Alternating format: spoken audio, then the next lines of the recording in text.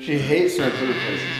Alright. Question number 1 from Murky Blaze. What is your favorite thing about your life right now at the moment?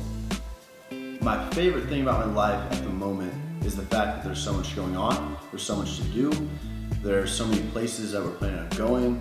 The people around are, people close to me are very close to me and I can trust them.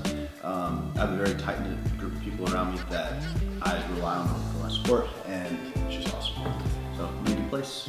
Christian, I noticed you only shave your left armpit. What's the reasoning behind this? What's the weirdest fan experience you've ever had? Who's coming in the door? Active. Oh, you have to freak out and watch 3, 2.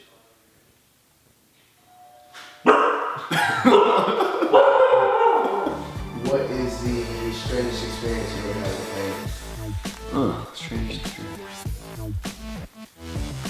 I feel like I shouldn't say that. It was when I was in Florida, and it was like 11:30, and like our front desk, we were like just like visiting on a vacation for Christmas, and they like asked to come up to our room. The front desk was like, "Is it okay if I let them out?" And I was like, "No." It was like 11:30 on like a Tuesday, and that's the only time I've ever said no to a fan. I didn't know what room. Exactly. Well, they knew we were staying at that hotel. Yeah. So then I guess they like asked in the room, they called and said, They might have just wanted to come quickly and take a picture. No, yeah, I'm sure they did, but it was like 11:30, like I was already in bed. Like, you know that's what I mean? inappropriate, sure. Yeah, honestly, I guess we can put that in. That's the only time I've ever said no to a fan. What are your favorite types of treats? You motivate a lot of people through YouTube, social media especially. But who motivates and inspires you from the videos that you watch? From YouTube? So as far as YouTubers, I feel like, it's a good question, man.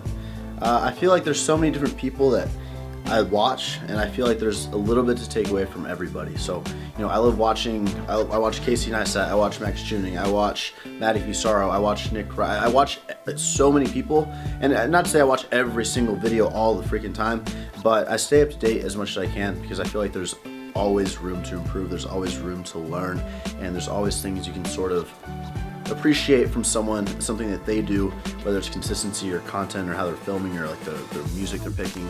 I don't know, there's always something you can learn. You can kind of take things here and there and sort of create your own little style, and I think that's how, that's how I like to create my channel. Just always being open to learning. I think a lot of people are like so set in the way, I'm doing it this way, I'm doing it this way, and just shut everyone off, and I feel like that's how you go to failure. That's how you hit failure. You're not open to learning anything. So yeah.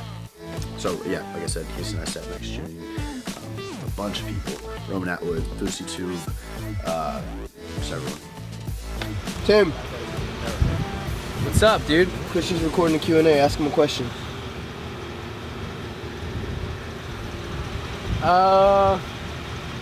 Put me on the spot. What is your favorite character from Teen Wolf?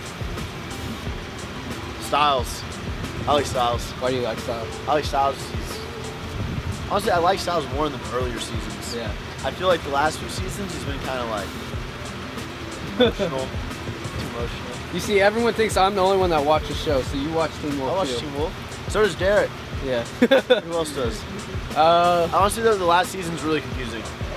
Like, I'm really confused. Like at the end of the season, I don't know what's going on. Everyone gave me crap for watching the show. So after we watch the shows, we always have our little group meeting about discussion about the episodes. Next question. The next question, when it comes to your YouTube and it comes to Alphalete, do you feel like you've had any failures, and what have you learned from them, or what are you going to do differently? Have I had any failures? What am I learned from them? If I could go back, would I do it differently?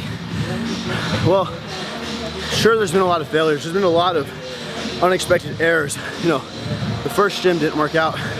The first 3-4 Alphalete launches, felt like the world's freaking ending. Just things are going wrong. Delays, there's issues, defects, problems, and I don't think everything's not necessarily failures, because you learn from those mistakes, from those errors, and you learn something in every circumstance. The gym didn't work out, but now, a year and a half later, it's working out because you evaluate the situation. So I wouldn't really say to anyone watching this, don't be so hard. Don't say, dang, I failed at that, I failed at this, I failed at this. Look at what you made a mistake on. Evaluate the situation and learn from it. Focus on being better in the future and applying those lessons that you learned to the future. And I think the mentality of not looking at it as failures can really help out in the long run with anything you're doing. Sorry, I'm really out of breath. It's a heavy set. But yeah, I wouldn't do anything differently because I feel like it's allowed me to become who I am today. And I think that's the outlook you guys should have. Somebody just came into the gym, his name's Mario. He was looking at getting a membership. He's been following the channel for a few months. And we were talking, he went on, this wasn't a question on the Q&A, but I just feel like I should talk about this, it's a good topic.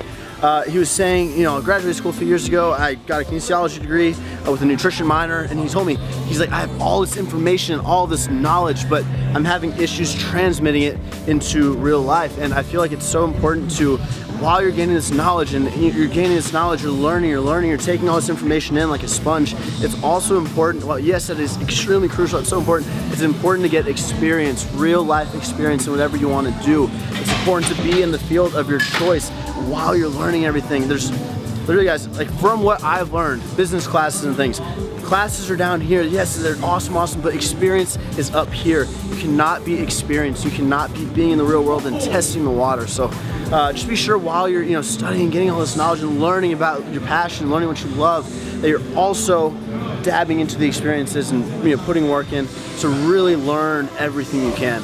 And it's important, like I love how he said transmit. It's important to be able to transmit that knowledge into real life and eventually be able to make a living from what you love. Alright guys, so literally there's over 2,000 comments on this Instagram post and about 25% of them are regarding Nikki, so I figured I would answer one question, just one, about the whole situation. So. Do you and Nikki still talk? Nikki and I do still talk. I wouldn't say we're in constant communication, but there's no reason for us not to talk. We've been through a lot in the last 2 years, a lot of great things, some hard times and everything, so you can't just cut someone out of your life like that, in my opinion.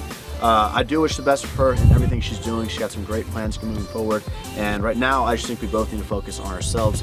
I need to focus on myself, she needs to focus on herself and becoming happy with ourselves, and then yeah, that's it.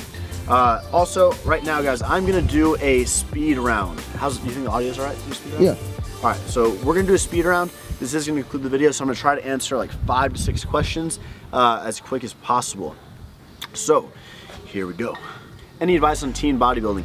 I would say stay in surplus as long as you can, guys. Lean, gain as long as you can. Those are your optimal years to gain muscle, gain strength, gain size. So stay in that surplus. Don't be doing bulks and cuts for those years. Set some time aside to bulk and build your foundation.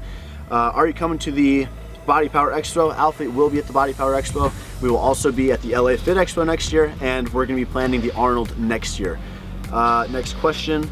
Will you be adding shorts back into the women's Alphalete line? Yes, shorts are coming early summer. They're really nice. Did you leave Gymshark and why? This is another very popular question I've been getting on my YouTube and also on here. Yes, I did end my contract with Gymshark probably 4 or 5 months ago. You may notice I still wear Gymshark. I still happily, gladly promote them. They were a big part of my career, and I will never ever talk negatively about Gymshark whatsoever.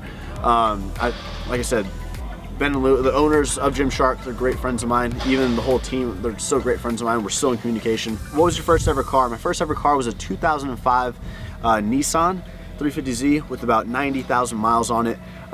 It broke down a lot. It was one of those cars you had to do a lot of work to.